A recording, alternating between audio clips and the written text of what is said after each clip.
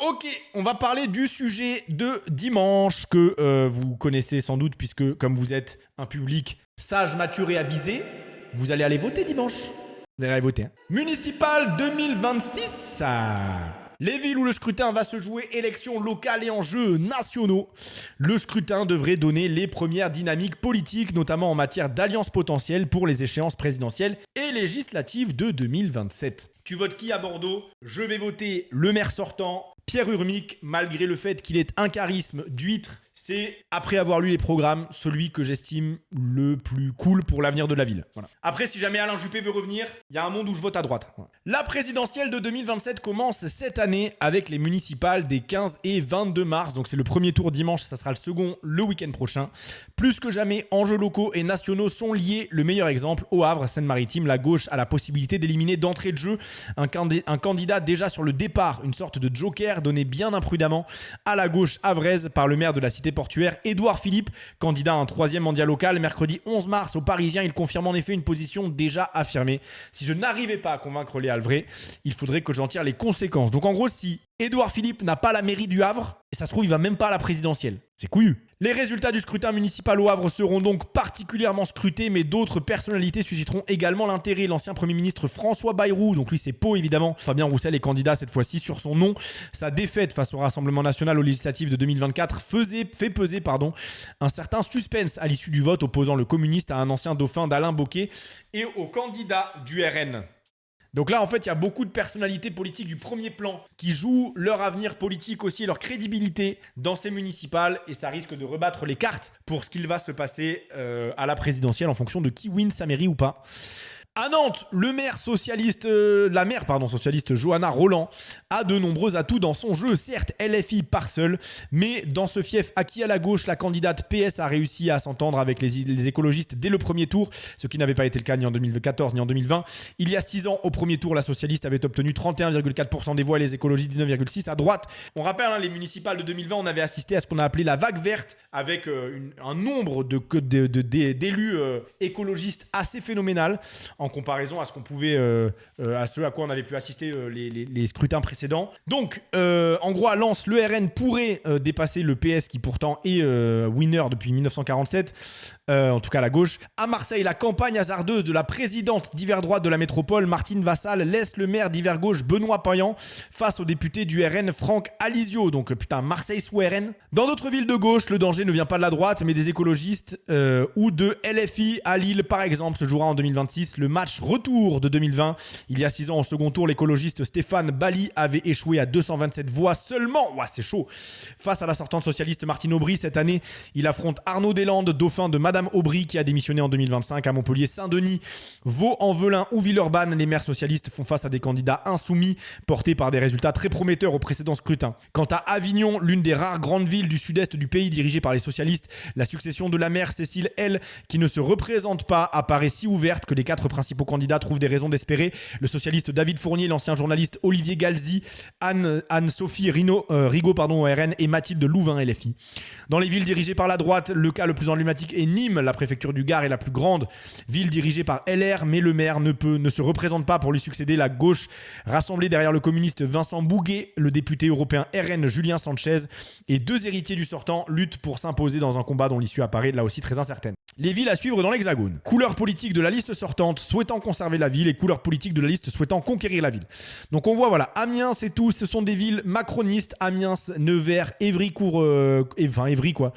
et Pau, ce sont des villes macronistes où la France insoumise, notamment à Évry, pourrait la win et le Parti socialiste pourrait la win à Amiens. Là, on a, voilà, alors là, c'est les villes contrôlées par la droite. Donc ça c'est les villes contrôlées par le camp présidentiel.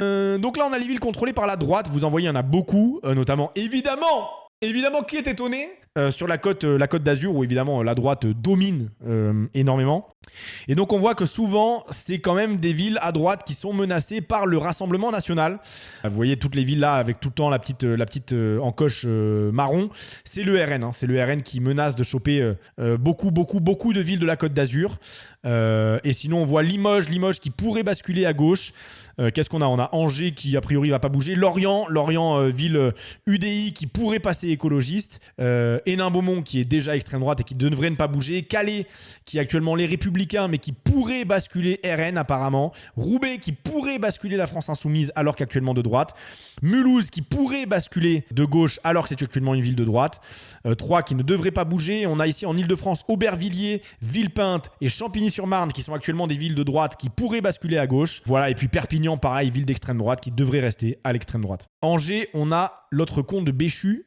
Angers, vous n'allez pas bouger. Apparemment, Béchu, il est bien en place. Et on voit Toulouse qui est de droite, mais qui pourrait basculer Parti Socialiste cette année, Toulouse. On rêve de virer Moundek. Écoutez, Toulouse, Kroustad, selon Le Monde, il y a un monde où vous virez Moundek pour caler un mec de gauche. En tout cas, c'est l'analyse qu'en fait Le Monde. De nombreux maires de droite font face à une gauche en position de force.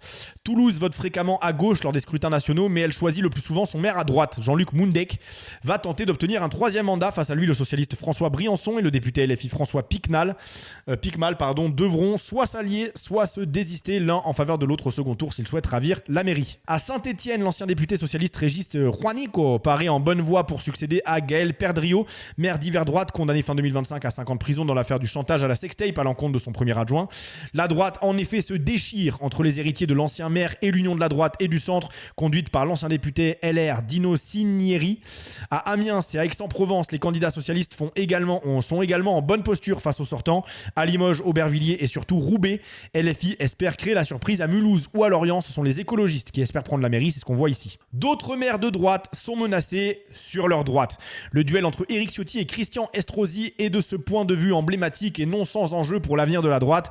Qui du député Éric Ciotti, fer de lance de l'alliance de la droite et de l'extrême droite, en gros collabo, ou de l'ancien ministre de Nicolas Sarkozy rallié à Emmanuel Macron, donc Estrosi, sera le prochain maire de Nice. La campagne émaillée d'insultes, de coups bas et de multiples polémiques paraît tourner à l'avantage du premier. Donc il y a un monde où c'est le collabo qui win Nice et qui dégage Estrosi.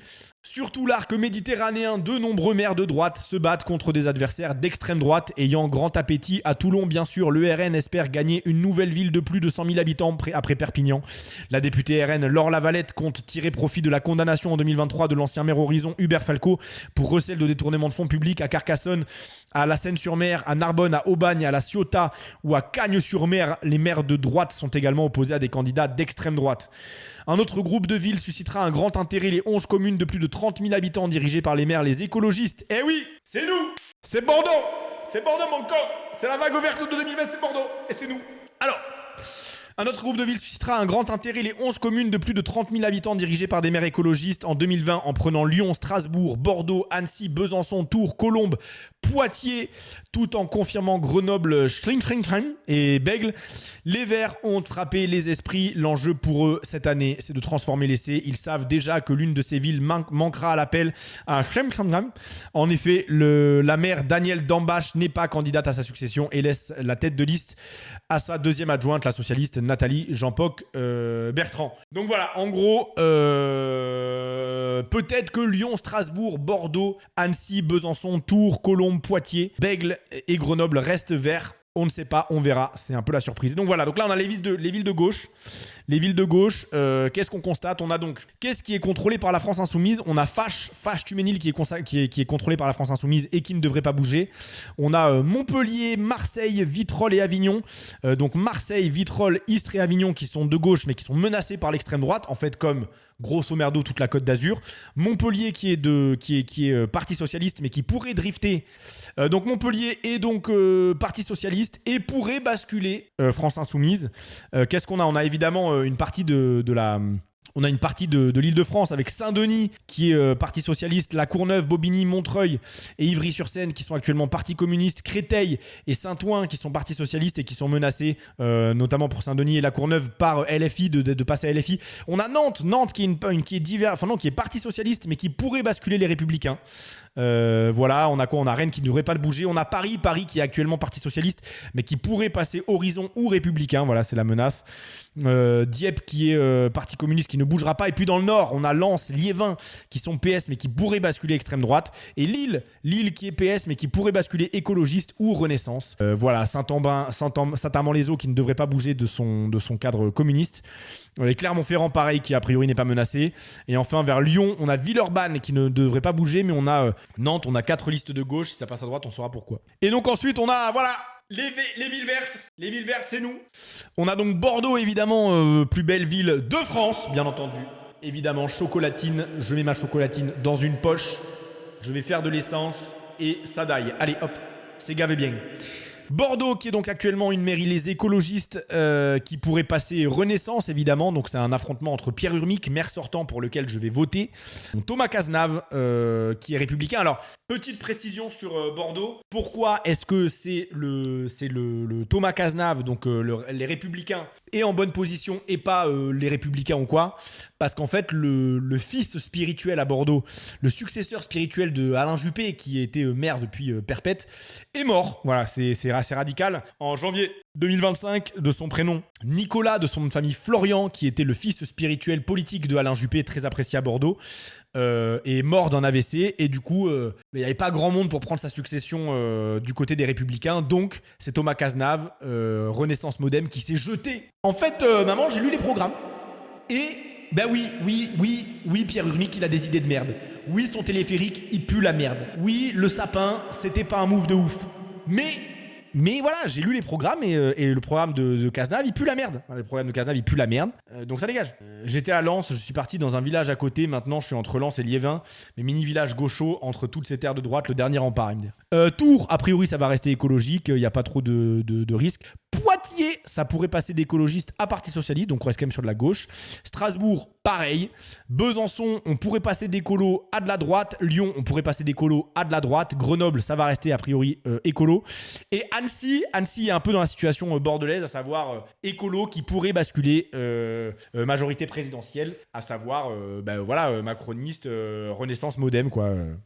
Dans certaines de ces villes, le scrutin s'annonce très incertain. À Lyon, le maire Grégory Doucet a rassemblé toute la gauche, LFI excepté, mais son principal adversaire, Jean-Michel Aulas, a fait de même avec le centre et la droite. Donc vraiment à Lyon, ça va être the bras de fer.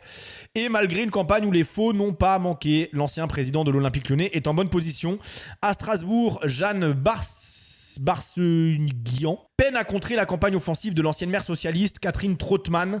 La bataille se jouera donc sans doute à gauche, laquelle a remporté les 3 circonscriptions de la capitale alsacienne lors des législatives de 2024.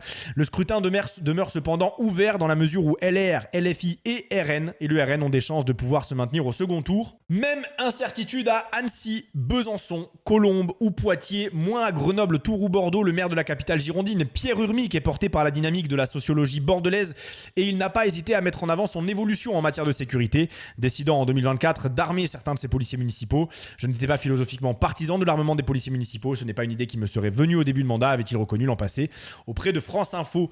En gros, Urmic qui dit: ah, vas-y, je suis un écolo, mais si on me dit que la sécurité ça fait flipper, je vous donne des guns. Il est écolo, mais il peut. En fait, il est vu. On avait déjà lu un article comme ça il y a des mois là-dessus à propos du maire bordelais écologique. Il fait des écarts. Il fait des écarts pour rassurer l'électorat un peu de droite de Bordeaux à base de bon, vous vous sentez en insécurité, je vais faire ci, je vais faire ça. Là. Non, il n'est pas macroniste.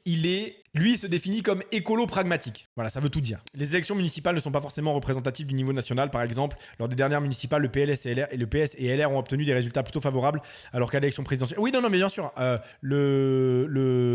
l'échelle des municipales, les gens votent totalement différemment de l'échelle présidentielle. Il n'y a pas de doute là-dessus. C'est avéré, documenté. Non, bien sûr. L'écologie, au global, est la grande gagnante des municipales de 2026, parce qu'en fait, même s'il n'y a pas de nouveau de vague verte comme il y en a eu aux élections municipales de 2020, d'une manière générale, ce qui avait été analysé dans l'article qu'on avait lu, c'est que l'écologie a pris de la place, une place significative dans la grosse majorité des programmes politiques des maires, qu'ils soient de droite, de gauche, d'extrême droite, tous ne peuvent plus faire semblant que l'écologie n'est pas une priorité. En gros, l'écologie maintenant n'est plus juste l'affaire d'un parti, mais infuse dans la majorité des programmes politiques des municipales. Bon, à l'exception évidemment souvent quand même de l'extrême droite qui est pro-bagnole, mais vous avez l'idée.